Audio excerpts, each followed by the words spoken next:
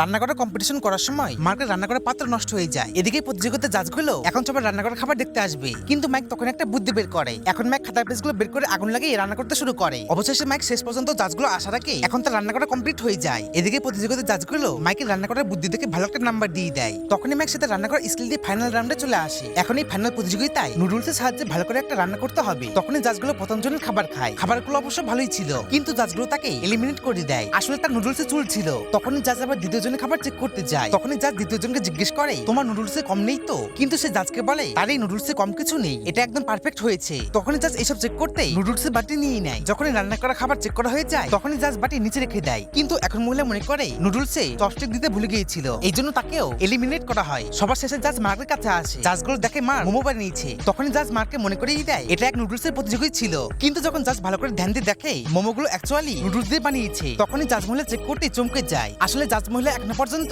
এত সুন্দর খাবার খায়নি, এই জন্য মার্ক রান্না করার প্রতিযোগিতায় ফার্স্ট হয়ে যায়। আপনারাও কি এমন রান্না করতে পারেন? তাহলে কমেন্টে বলুন।